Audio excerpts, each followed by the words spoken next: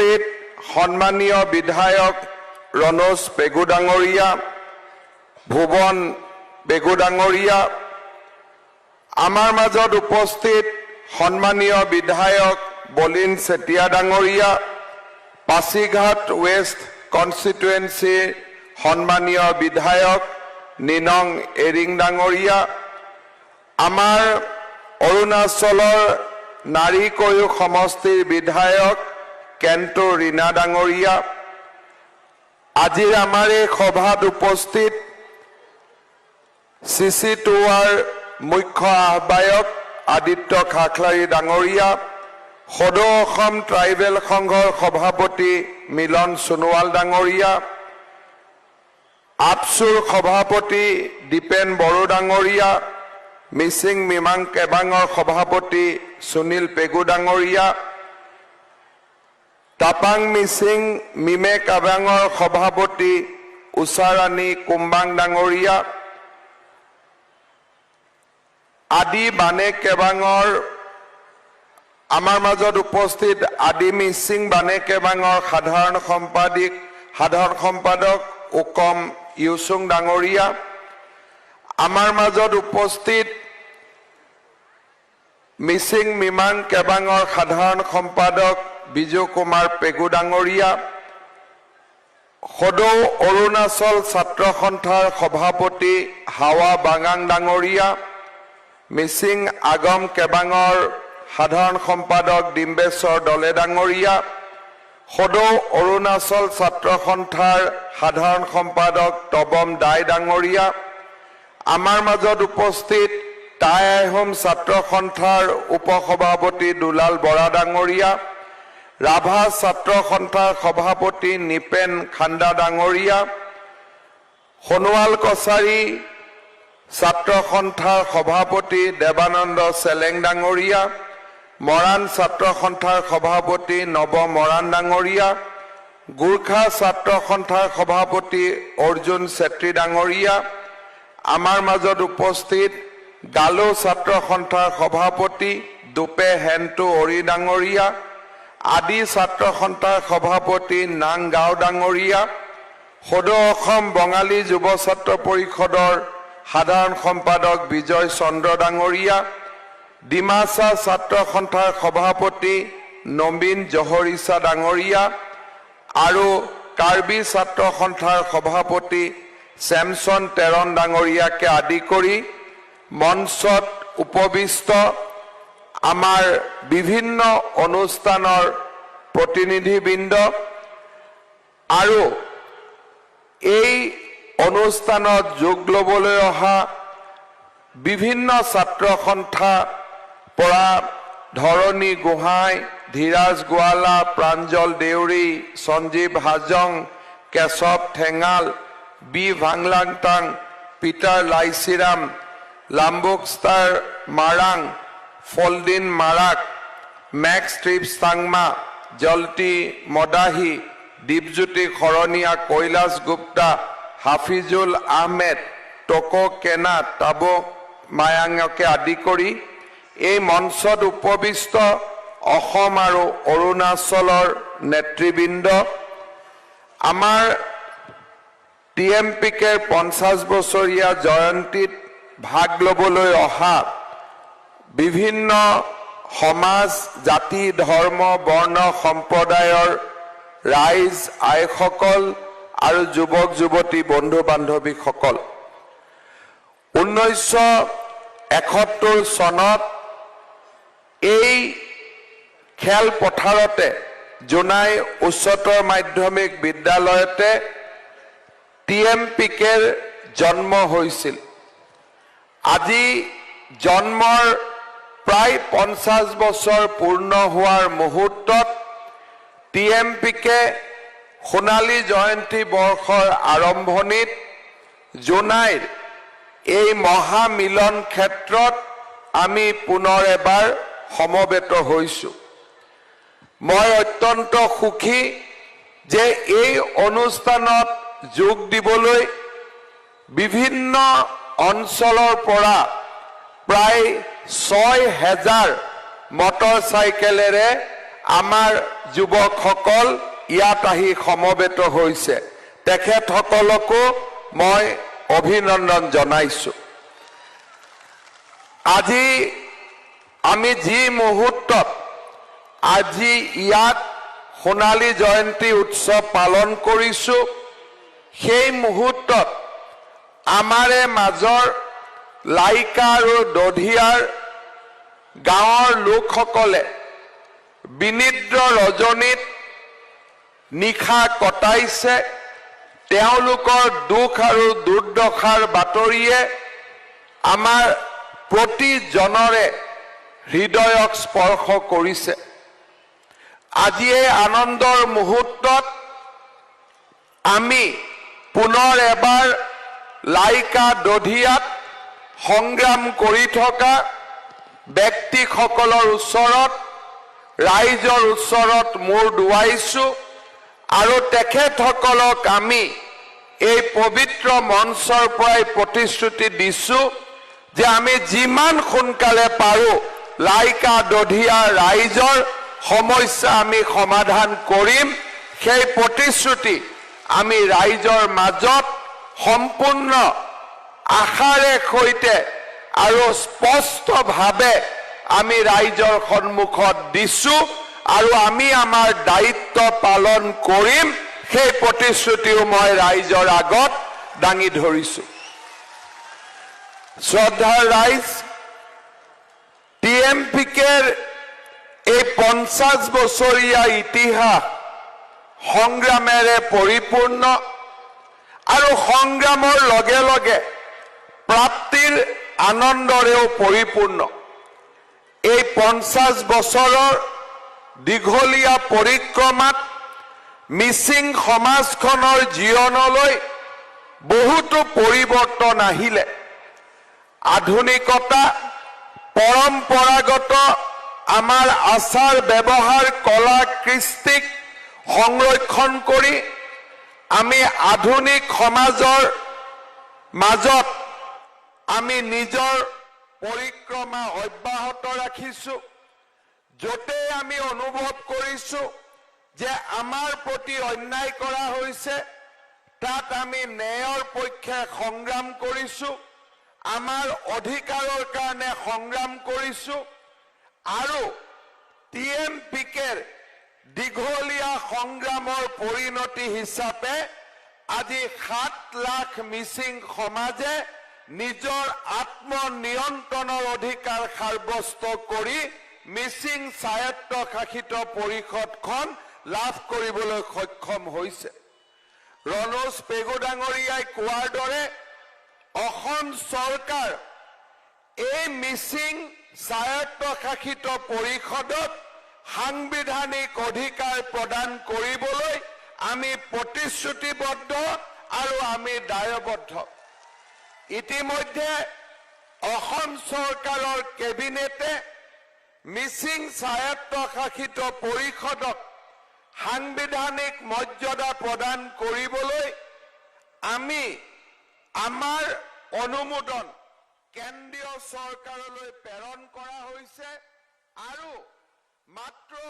সিদিনা কেন্দ্ৰীয় গৃহমন্ত্ৰী অমিত শাহ ডাঙৰীয়াৰ সৈতে আমি মিচিং জনগোষ্ঠীৰ নেতৃত্বৰ লগত পোনপটীয়া আলাপ আলোচনাৰ দুৱাৰ এখনো আমি মুকলি কৰি দিছো আমি বিশ্বাস কৰো যে মিচিং সমাজৰ লগতে অসমৰ জনজাতীয় সমাজৰ যি প্ৰাপ্য অধিকাৰ সেই অধিকাৰ ভাৰত চৰকাৰৰ প্ৰধানমন্ত্ৰী নৰেন্দ্ৰ মোদী ডাঙৰীয়াই দিব তাক মই বিশ্বাস কৰো আৰু মই নিশ্চিত যে চাওতে মিচিং স্বায়ত্তশাসিত পৰিষদে সাংবিধানিক মৰ্যাদাও লাভ কৰিব তাত মোৰ মনত কোনো সন্দেহ নাই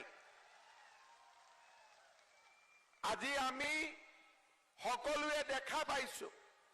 যে প্ৰথমবাৰ যেতিয়া অসমত ৰাভা তিৱা মিচিং আৰু বড়ো জনজাতীয় লোকসকলক স্বায়ত্তশাসনৰ অধিকাৰ দিয়া হৈছিল আমাৰ বহুতৰ মাজত সন্দেহ আছিল যে এই স্বায়ত্ত শাসন ব্যৱস্থাই আমাৰ মাজৰ শান্তি সমন্বয় বা আমাৰ মাজত থকা সম্পৰ্কক কৰবাত নহয় কৰবাত দুৰ্বল কৰিব নেকি কৰবাত নহয় কৰবাত এই জনগোষ্ঠীয় স্বায়ত্ত শাসনে আমাৰ আন সমাজৰ মাজত প্ৰত্যাহ্বানৰ সৃষ্টি কৰিব নেকি কিন্তু আজি যি ধৰণে আমাৰ ৰাভা তিৱা মিচিং আৰু বড়ো নেতৃত্বই স্বায়ত্তশাসিত পৰিষদ কেইখন পৰিচালনা কৰিলে সি বৰঞ্চ মিচিং ৰাভা তিৱা বা বড়ো সমাজতকৈ অন্যান্য সমাজৰ লোকৰ মাজতহে বেছিকৈ এই স্বায়ত্ত শাসন ব্যৱস্থাটোক জনপ্ৰিয় কৰি তুলিছে আৰু আটায়ে এই ব্যৱস্থাটোক আদৰি লৈছে মই ভাবো আমাৰ জনজাতীয় সমাজখনে যি পৰিপক্ক নেতৃত্ব আৰু সমাজক নেতৃত্ব দিব পৰা যি এক মেচিউৰিটি এই সময়ছোৱাত প্ৰদৰ্শন কৰিলে সি সকলোকে আকৌ এবাৰ ক'বলৈ বাধ্য কৰিছে যে জনজাতীয় স্বায়ত্ত শাসন কোনো লোকৰ বিৰুদ্ধে নহয় বৰঞ্চ ই অসমৰ মাটি ভেটি কলা কৃষ্টি ৰক্ষাৰ বাবে ই এক প্ৰয়োজনীয় ব্যৱস্থা বুলি ৰাইজে আজি ক'বলৈ বাধ্য হৈছে আজি যি ধৰণে সৌখিদিনা কোচ ৰাজবংশী মৰাণ মটক এই সমগ্ৰ সম্প্ৰদায়ৰ মাজতো স্বায়ত্ত শাসন ব্যৱস্থাৰ আমি আৰম্ভণি কৰিছিলোঁ এই ব্যৱস্থাক আমি আৰম্ভ কৰাৰ পিছত মই ধুবুৰী গোৱালপাৰালৈকে গৈছিলোঁ অকল কোচ ৰাজবংশী নহয় প্ৰতিজন ব্যক্তিয়ে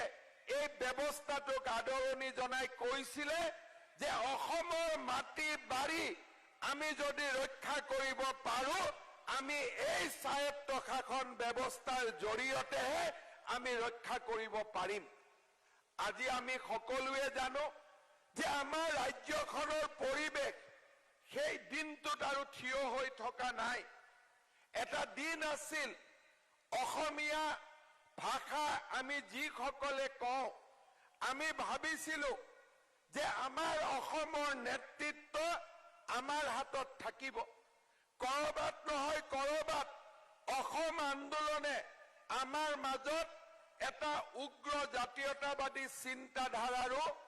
আমাৰ মাজত সৃষ্টি কৰিছিল আমি ভাবিছিলোঁ যে অসমৰ ভৌগোলিক সীমাৰ মাজত অসমীয়া মানুহৰ যি নেতৃত্ব আছে সেই নেতৃত্ব সদায় চলি থাকিব আমি সন্দেহ কৰিছিলোঁ যে জনজাতীয় স্বায়ত্তশাসিত ব্যৱস্থাই সেই নেতৃত্বৰ ওপৰত প্ৰত্যাহ্বান আনিব নেকি কিন্তু আজি যি ধৰণে ধুবুৰী গোৱালপাৰা যি ধৰণে আমি বঙাইগাঁও নগাঁও মৰিগাঁও দৰং এই অঞ্চলবিলাকত আজি আমি আমাৰ জাতি মাটি ভেটি কৃষ্টি সংস্কৃতি হেৰুৱাইছো সি প্ৰমাণ কৰিছে যে অসমীয়া সমাজখন যদি আমি সেই আক্ৰমণকাৰীসকলৰ পৰা আমি বাচি থাকিব খোজো আমি সকলোৱে মিলা প্ৰীতিৰে বাস কৰি সেই আক্ৰান্তসকলৰ বিৰুদ্ধে আমি এক নিজৰ সম্পূৰ্ণ স্বাধীন চেতিয়া প্ৰত্যাহ্বানৰ ব্যৱস্থা আমি নিৰ্মাণ কৰিব লাগিব আমি দেখা পাইছিলোঁ যেতিয়া নাগৰিকত্ব সংশোধন আইনৰ বিৰুদ্ধে আন্দোলন হৈছিল আন্দোলন হ'ব পাৰে গণতান্ত্ৰিক ব্যৱস্থাই সকলোতে আন্দোলন কৰিব পাৰে অসমত আমি জনজাতীয় আন্দোলন দেখিছোঁ বিদেশী নাগৰিকৰ আন্দোলন দেখিছোঁ কিন্তু কোনেও শংকৰদেৱ কলাক্ষেত্ৰত আঘাত হানিবলৈ কেতিয়াও চেষ্টা কৰা নাছিল আমাৰ ধৰ্ম জাতি উপাসনাৰ পদ্ধতি যিয়েই নহওক কিয় কিন্তু আমি গুৱাহাটী মহানগৰীত কা আন্দোলনৰ সময়ত আমি দেখা পাইছিলো যে কি ধৰণে এছাম আক্ৰান্তাই পোনে পোনে আহি আন্দোলনৰ নামত শংকৰদেৱ কলাক্ষেত্ৰৰ ওপৰত আক্ৰমণ চলাইছিল। আমি দেখা পাইছিলো যে কি ধৰণে পৰৱৰ্তী সময়ত মিয়া কবিতা, মিয়া মিউজিয়াম, মিয়া ভাষা আদিৰ ধৰণে কি ধৰণে শব্দৰ ব্যৱহাৰে তেওঁলোকৰ আক্ৰান্তাৰ পৰিচয় তেওঁলোকে দাঙি ধৰিছিল। আজি আমি বিশ্বাস কৰো যে এইসকল ব্যক্তি, যিসকল ব্যক্তিয়ে নামনি আৰু মধ্য অসমৰ এক বিশাল ভূখণ্ড আমাৰ মাজৰ পৰা কাঢ়ি লৈ গ'ল, আনকি লখিমপুৰ জিলাৰো যি এক বিশাল ভূখণ্ড তেওঁলোকে আমাৰ পৰা কাঢ়ি লৈ গ'ল, আজি ৰাভা জনগোষ্ঠীয়ে থকা গোৱালপাৰা আদি অঞ্চলত যি ধৰণে আমাৰ কৃষ্টি সংস্কৃতিৰ প্ৰতি প্ৰত্যাহ্বান থিয় কৰালে, এই ধৰণৰ যদি আমি ব্যৱস্থাৰ মোকাবিলা কৰিব লাগে, তেতিয়াহ'লে আমি সংবিধানৰ গণ্ডিৰ ভিতৰত থাকি আমি জনজাতীয় লোকসকল আৰু অসমীয়া মূলসুঁতিৰ লোকসকল, ভাৰতীয় মূলসুঁতিৰ লোকসকলে সাংবিধানিক সুৰক্ষাৰ নতুন নতুন ব্যৱস্থাৰ কথা আমি চিন্তা কৰিব লাগিবই। তাত আৰু আজি আমাৰ কোনো সন্দেহ নাই। সেইবাবে আজি পৰিৱৰ্তিত সময়ত মই কোনো ধৰণে অনুভৱ নকৰো যে জনজাতীয় লোকসকলৰ আশা আৰু আকাংক্ষা কাৰোবাৰ পৰিপন্থী। মই বৰঞ্চ বিশ্বাস কৰো এইখন অসমত আমি যদি জীয়াই থাকিব লাগে, আমি যদি আমাৰ ভূখণ্ডক আক্ৰমণকাৰীসকলৰ পৰা বচাই ৰাখিব লাগে, আমি ইজনে সিজনৰ দুখ আৰু বেদনা আমি বুজিব লাগিব, ইজনে সিজনৰ মাজত পাৰস্পৰিক সম্পৰ্ক আমি বৃদ্ধি কৰিব লাগিব আৰু জনজাতীয় অজনজাতীয় লোকসকলে একেলগে লগ হৈ এখন নতুন পৰিৱৰ্তিত অসমৰ ভেটি নিৰ্মাণ কৰিব লাগিব। সেই দৃষ্টিকোণেৰে মই বিশ্বাস কৰো যে বহু বেছি দিনলৈ আমি অপেক্ষা কৰিবলগীয়া নহয়। খুব কম সময়ৰ ভিতৰতে অসমৰ আমি প্ৰতিখন স্বায়ত্তশাসিত পৰিষদলৈ সাংবিধানিক মৰ্যাদা আমি কঢ়িয়াই লৈ আহিব পাৰিম, তাক মই অন্তৰেৰে সৈতে মই বিশ্বাস কৰো। শ্ৰদ্ধাৰ ৰাইজ, আজি এটা পবিত্ৰ দিন, এটা অনুষ্ঠানে 50 বছৰ অতিক্ৰম কৰা এটা ইতিহাসৰ মাইলৰ খুঁটা। মই আগতে কৈছো, মিচিং স্বায়ত্তশাসিত পৰিষদৰ এই ৰাজনৈতিক ব্যৱস্থাটোক পাবলৈ যাওঁতে অজস্ৰজন মিচিং ডেকা লৰাই TMPKৰ নেতৃত্বত নিজৰ জীৱনৰ সৰ্বোচ্চ ত্যাগ কৰিছিলে। আমি বিভিন্ন সময়ত বিভিন্ন ধৰণৰ আত্মত্যাগ কৰিবলগীয়া হৈছিল। আজিৰ এই পবিত্ৰ মুহূৰ্তত যিসকলে TMPKৰ নেতৃত্বত এক গণ আন্দোলনৰ কৰিবলৈ যাওঁতে নিজৰ জীৱন ত্যাগ কৰিবলগীয়া হৈছিল, কৰবাত ঘূণীয়া হৈছিল, কৰবাত শিক্ষা জীৱন অন্ত পেলাবলগীয়া হৈছিল, আটাইকে আমি আকৌ এবাৰ কৃতজ্ঞতাৰে সৈতে সোঁৱৰিছো। শ্ৰদ্ধাৰ ৰাইজ, ৰণোজ পেগু ডাঙৰীয়াই আপোনালোকক 3টা কৰ্মসূচী দি থৈ গৈছে। মই তাৰ লগত কেইটামান কথা সংযোজন কৰিব খুজিছো। ৰাজনীতি যিমানেই মই ওচৰৰ পৰা দেখিবলৈ সুযোগ পাইছো, সমাজখনক যেতিয়াই মই ওচৰৰ পৰা দেখিবলৈ সুযোগ পাইছো, মই এটা কথাত প্ৰতীয়মান হৈছো যে শিক্ষা আৰু সংস্কৃতি, বিশেষকৈ যিখন সমাজৰ মাজত জ্ঞান আৰু প্ৰজ্ঞাৰ নৱজাগৰণ সৃষ্টি নহয়, সেই সমাজখনে বহু দিন ধৰি নিজক জীয়াই ৰাখিব নোৱাৰে। আজি যদি আমি বিশ্বৰ বুকুত চাওঁ,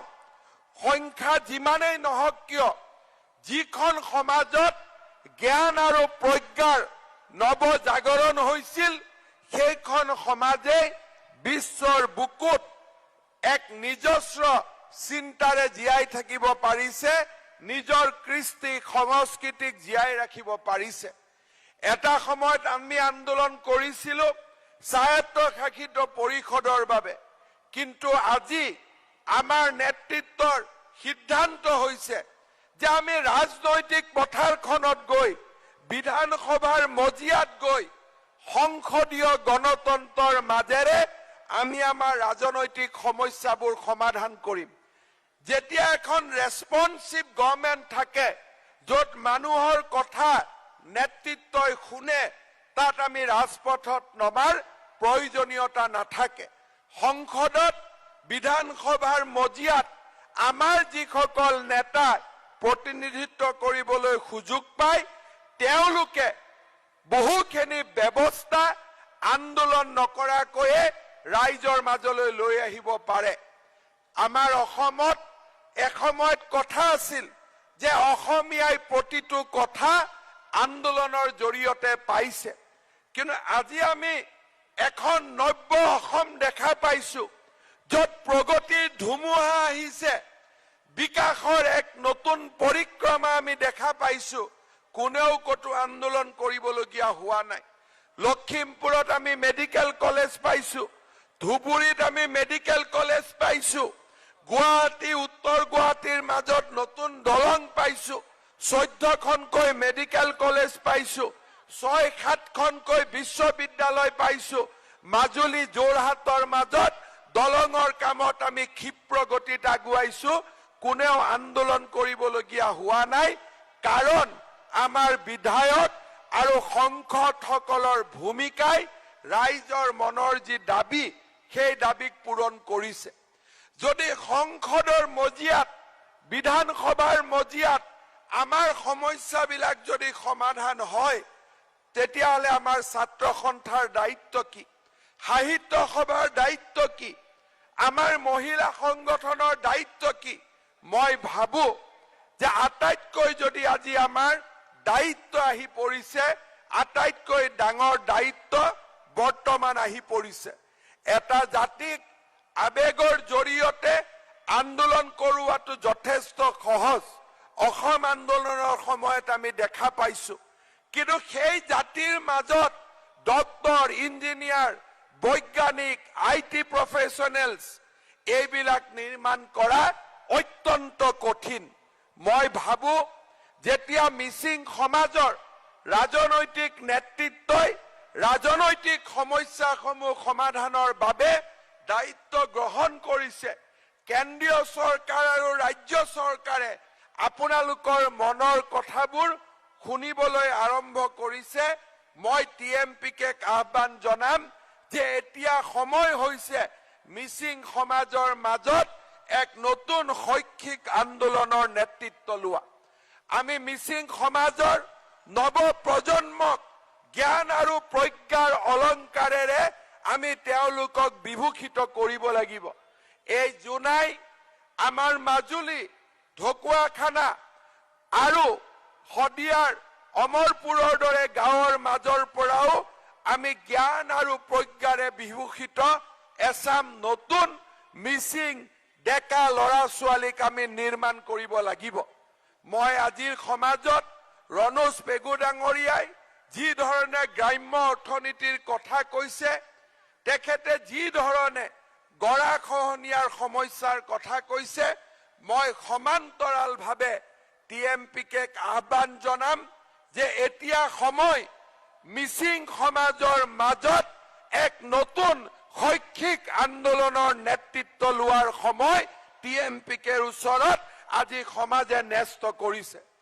বিগত 50 বছৰ যদি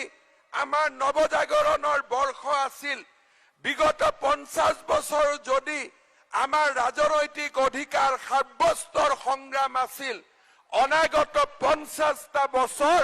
মানৱ সম্পদ নিৰ্মাণৰ এক নতুন সংগ্ৰামত TMPকে নেতৃত্ব লওক। তাৰ বাবে মই তেওঁলোকক আজিৰ মুকলি সভাৰ জৰিয়তে আহ্বান জনাম। আজি মই আপোনালোকক মোক বক্তব্যৰ আৰম্ভণিতে কৈছো যে যেতিয়া চৰকাৰে মানুহৰ মনৰ কথা শুনে, যেতিয়া চৰকাৰে ভাষা জাতি কলা কৃষ্টি সংস্কৃতি ৰক্ষাৰ কথা চিন্তা কৰে তেতিয়া তাতকৈ আৰু ভাল কথা কেতিয়াও হ'ব নোৱাৰে মই বিশ্বাস কৰো যে আমাৰ জনজাতীয় সমাজখনৰ যি বাৰে ৰহনীয়া ভাষা আমাৰ যি সংস্কৃতি সেই বাৰে ৰহনীয়া ভাষা আৰু সংস্কৃতি আমাৰ ভাৰতৰ অপূৰ্ব সংস্কৃতিৰ এক মহত্তম উপাদান আমি ভাৰতীয় জনতা পাৰ্টিৰ মঞ্চৰ পৰা আৰু আজি আমাৰ আদৰ্শগত সংগ্ৰামখনৰ এই দীঘলীয়া পৰিক্ৰমাত আমি এই কথাই পোষকতা কৰি আহিছিলো যে ভাৰতৰ কোনো ভাষা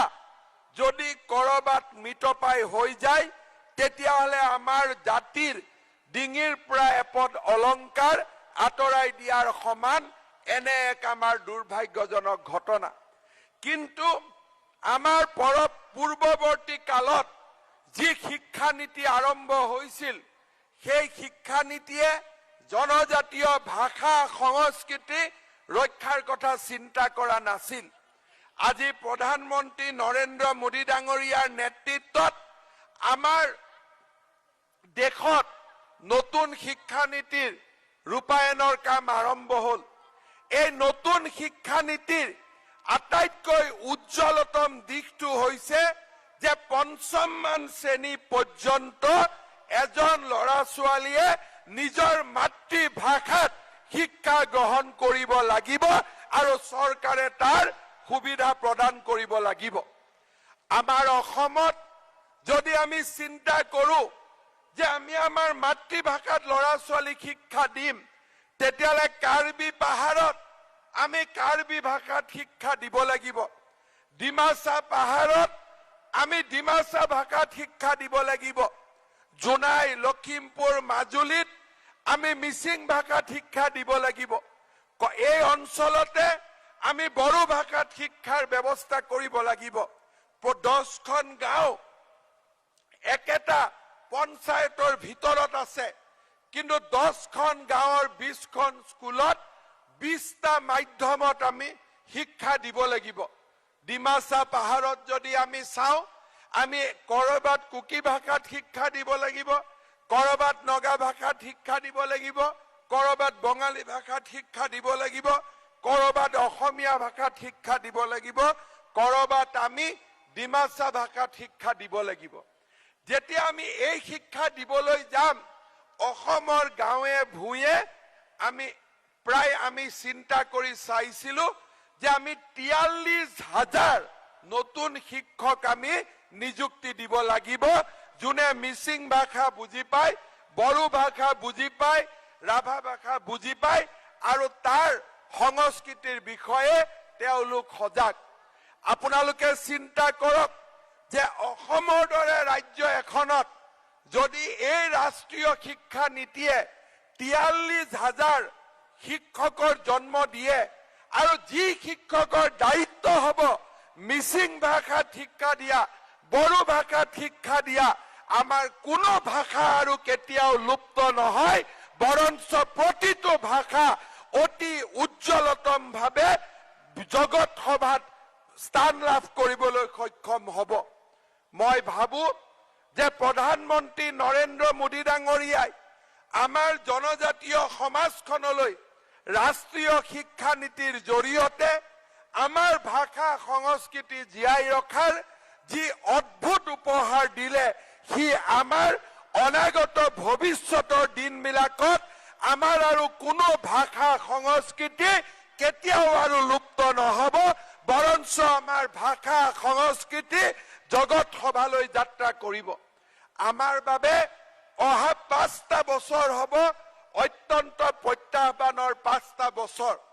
নতুন চৰকাৰ আহিব নতুন চৰকাৰৰ প্ৰাথমিক দায়িত্ব হ'ব যে গাঁৱে ভূঞে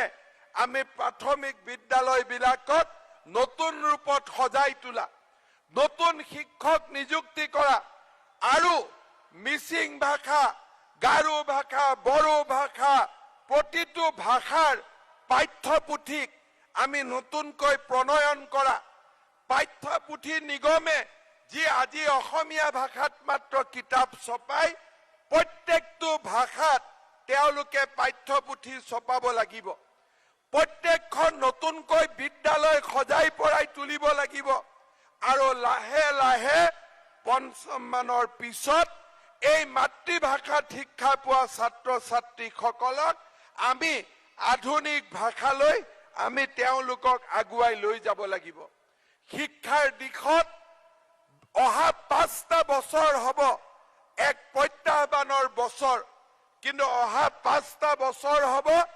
জনজাতীয় লোকসকলৰ ভাষা আৰু সংস্কৃতি ৰক্ষাৰ 5টা বছৰ। মই আমাৰ প্ৰত্যেকটো জনগোষ্ঠীয় সংগঠনক জনজাতীয় সংগঠনক আহ্বান জনাম যে নিজৰ ভাষাত কি ধৰণে আমি পাঠ্যপুথি লিখিম, কি ধৰণে আমি পাঠ্যপুথি প্ৰণয়ন কৰিম, কি ধৰণে আমি ইয়াক ৰাইজৰ মাজলৈ লৈ যাম, মাতৃভাষাৰ বাবে নতুনকৈ 43,000 45,000 শিক্ষক আমি কেনেধৰণে সৃষ্টি কৰিম, এই বিষয়ে আমি লাহে লাহে চিন্তাৰ মাজলৈ সোমাই যাব লাগিব। আজি মই ৰাজনীতিৰ পৰা বহু দূৰত গৈ মই বিশ্বাস কৰো যে অনাগত 5টা বছৰ আমি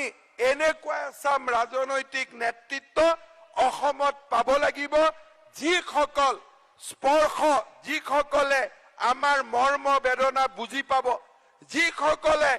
আমাৰ ভাষা সংস্কৃতিক বচাই ৰখাৰ যি সংগ্ৰাম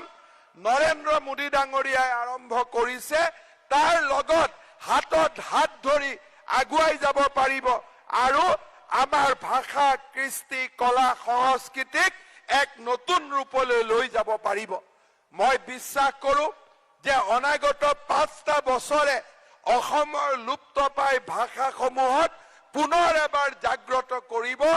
আৰু আমাক নতুন দিশলৈ লৈ যাব। মই বিশ্বাস কৰো এই পৰিৱৰ্তনৰ সময়ছোৱাতে, এই পৰিৱৰ্তনৰ কালখণ্ডতে যেতিয়া ৰাষ্ট্ৰীয় শিক্ষা নীতিৰ জৰিয়তে এক পৰিৱৰ্তনৰ যাত্ৰা আৰম্ভ কৰিব, তাৰ সমান্তৰালভাৱে TMPকেও শৈক্ষিক এক নৱজাগৰণৰ মিচিং সমাজৰ মাজত সৃষ্টি কৰক আৰু নতুন নতুনকৈ কি ধৰণে আমি মানৱ সম্পদ নিৰ্মাণ কৰিব পাৰো তাৰ বাবে চিন্তা চৰ্চা আৰম্ভ কৰক। আমি এটা দিনত বাস কৰিছিলো যিটো দিনত শিক্ষাৰ হয়তো মূল্য নাছিল। আমি শিক্ষাৰ জৰিয়তে শিক্ষক হ'ব নোৱাৰিছিলো, শিক্ষাৰ জৰিয়তে আমি ডাক্তৰ হ'ব নোৱাৰিছিলো, শিক্ষাৰ জৰিয়তে আমি মেজিষ্ট্ৰেট হ'ব নোৱাৰিছিলো, শিক্ষাৰ জৰিয়তে আমি পুলিচো হ'ব নোৱাৰিছিলো। 2013 চনত টেটৰ জৰিয়তে শিক্ষাক আমি এক নতুন পৰ্যায়লৈ লৈ যাব পাৰিছিলো। আজি আমাৰ চৰকাৰখনৰ প্ৰচেষ্টাত লোকসেৱা আয়োগৰ দুৰ্নীতি নিৰ্মূল হোৱাৰ পিছত এতিয়া ৰিক্সা চালক ঠেলা চালকৰ লৰাইও মেজিষ্ট্ৰেট হ'ব পাৰিছে, ডাক্তৰ ইঞ্জিনিয়াৰ পুলিচ অফিচাৰ হ'ব পাৰিছে। এটকাও কতো কোনেও ঘোষ দিবলগীয়া পৰিৱেশ হোৱা নাই। আমাৰ যদি জীৱনত এতিয়া উন্নতি লাগে, আমাক ৰাজনৈতিক চিনাকিৰ পৰিৱৰ্তে আমাৰ দেউতা মা কিমান ধনী তাক বিচাৰ বিবেচনাৰ পৰিৱৰ্তে আমি কিমান শিক্ষিত, আমি কিমান পঢ়া শুনা কৰিছো সেই বিষয়েহে এতিয়া বেছি প্ৰয়োজনীয় হৈ পৰিছে। সেইবাবে মই বাৰে বাৰে মই একেটা কথালৈকে ঘূৰি আহিম যে অনাগত 50টা বছৰত TMPকে আমাৰ মিচিং সমাজখনৰ মাজত এক নতুন শৈক্ষিক নৱজাগৰণৰ নেতৃত্বত তাকে মই আন্তৰিকতাৰে সৈতে কামনা কৰিম। আমি নাজানো আমি কি ধৰণে যোৱা 5টা বছৰত ৰাইজক আমি সেৱা কৰিব পাৰিছিলো, কিন্তু মই বিশ্বাস কৰো যোৱা 5টা বছৰে আমাক শিকাই থৈ গ'ল যে নিজৰ ভৰিৰ ওপৰত থিয় হৈ আমি আমাৰ জননী জন্মভূমিক আমি এক নতুন ৰূপলৈ লৈ যাব পাৰো। ৰণোজ পেগু ডাঙৰীয়াই গৰাখহনীয়াৰ সমস্যাৰ কথা উল্লেখ কৰিছে। মই ভাবো যে ৰাস্তা ঘাট নিৰ্মাণে আজি আমাৰ ৰাজ্যখনে যি নতুন দিন লাভ কৰিলে তাৰ সমান্তৰালভাৱে আমি আমাৰ ৰাইজৰ বানপানী গৰাখহনীয়াৰ সমস্যাৰ ক্ষেত্ৰত আমি এক প্ৰএক্টিভ আৰু খুব গতিশীল নেতৃত্ব ল'ব লাগিব, যাতে নতুনকৈ কোনো লাইকা দধিয়া এই অসমৰ মাটিত আৰু সৃষ্টি হ'ব নোৱাৰে। আমি প্ৰতিশ্ৰুতিবদ্ধ হৈ ৰম যে অসমৰ এই গৰাখহনীয়া সমস্যা সমাধানৰ বাবে আমি আমাৰ প্ৰচেষ্টা আৰু আমি আমাৰ সকলো ধৰণৰ সম্পদ এই কামৰ বাবে ব্যৱহাৰ কৰাৰ বাবে আমি প্ৰচেষ্টা কৰিম। শ্ৰদ্ধাৰ ৰাইজ, এটা কথাৰে মই সামৰণি মাৰিম। আজি আমি অসমত মোৰ বক্তব্যৰ আৰম্ভণিতে মই মিয়া কবিতা, মিয়া সংস্কৃতিৰ কথা কৈছো। মই স্পষ্টভাৱে দেখা পাইছো যে আজি সভ্যতাৰ ওপৰত আক্ৰমণ চলিছে, কিন্তু সভ্যতাৰ ওপৰত আক্ৰমণ হোৱাৰ লগে লগে আজি আমাৰ জীৱন ধাৰণৰ পদ্ধতিৰ ওপৰতো আক্ৰমণ চলিছে। আজি অসমৰ একাংশ অঞ্চলত যি ধৰণে যি ব্যৱস্থাৰে শাক পাচলি নিৰ্মাণ কৰা হৈছে, সেই ব্যৱস্থাই আমাৰ মানুহৰ স্বাস্থ্যৰ প্ৰতি এক ভয়ংকৰ ভাবুকি আনি দিছে। মই স্বাস্থ্য বিভাগৰ মন্ত্ৰী হিচাপে গুৱাহাটী চিকিৎসা মহাবিদ্যালয়ত প্ৰতিদিনে থিয় হৈ কিডনী বেমাৰৰ পৰা, লিভাৰৰ বেমাৰৰ পৰা আটাইতকৈ মূৰমুখৰ ৰোগীবিলাকৰ সৈতে সদায় মোৰ সাক্ষাৎ হয়। মই লাহে লাহে এই কথাত মই স্পষ্ট হৈ পৰিছো যে কোনোবাই যদি এটা ৰাতিতে ইনজেকশ্যনৰ জৰিয়তে বেঙেনা ডাঙৰ কৰে, লাও ডাঙৰ কৰে, তেনেহলে মানুহৰ শৰীৰে তাক কেতিয়াও গ্ৰহণ কৰিব নোৱাৰে। প্ৰধানমন্ত্ৰী নৰেন্দ্ৰ মোদী ডাঙৰীয়াই জৈৱিক যি অৰ্গেনিক ফাৰ্মিং, জৈৱিক কৃষি কৰ্মৰ প্ৰতি তেওঁ বাৰে বাৰে আমাৰ সমাজখনৰ দৃষ্টি নিক্ষেপ কৰি আহিছে। যোৱা লকডাউনৰ সময়ছোৱাত যেতিয়া খাৰুপেটীয়াৰ পৰা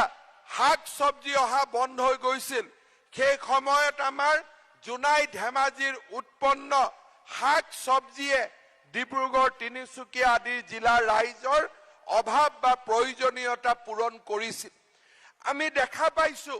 যে আমাৰ যদি স্বাস্থ্য ৰক্ষা কৰিব লাগে আৰু আমি যাতে কৃত্ৰিমভাৱে নিৰ্মাণ কৰা এই ধৰণৰ শাক পাচলিৰ ওপৰত নিৰ্ভৰশীল হ'ব নালাগে, তেতিয়াহ'লে তাৰ পৰিৱৰ্তে আমাৰ পৰম্পৰাগত সমাজখনত নিৰ্মাণ কৰা জৈৱিক কৃষিলৈকে আমি পুনৰ এবাৰ উভতি যাব লাগিব। মই TMPকে আহ্বান জনাম যে জোনাই, চিলাপথাৰ, ধেমাজি, মাজুলীত আৰু আমাৰ এই বিস্তীৰ্ণ অঞ্চলটোত খালী হৈ থকা প্ৰত্যেক চপৰা মাটিৰ ওপৰত আমাৰ ডেকা ল'ৰাসকলে জৈৱিক কৃষিৰ এক নতুন আন্দোলন গঢ়ি তোলক, যি আমাৰ স্বাস্থ্য, যি আমাৰ জীৱন ৰক্ষাৰ বাবে আটাইতকৈ মহৌষধ হৈ পৰিব। মই আমাৰ মিচিং যুৱক যুৱতীক শিক্ষা আৰু কৃষি এই দুইটা স্তম্ভক দুইখন হাতেৰে আঁকোৱালি লৈ এখন নতুন প্ৰগতিশীল আধুনিক সমাজ আৰু আনফালেদি পৰম্পৰা আৰু সংস্কৃতি ৰক্ষা এই ধৰণে আগুৱাই গৈ আমাৰ এই সমাজখনক বিশ্বৰ বৰসবাহলৈ লৈ যোৱাৰ বাবে পুনৰ এবাৰ আহ্বান জনাই আপোনালোকক মোৰ পুনৰ এবাৰ প্ৰণাম জনাই মই মোৰ বক্তব্যৰ সামৰণি মাৰিছো। ধন্যবাদ। জয় হিন্দ, বন্দে মাতৰম।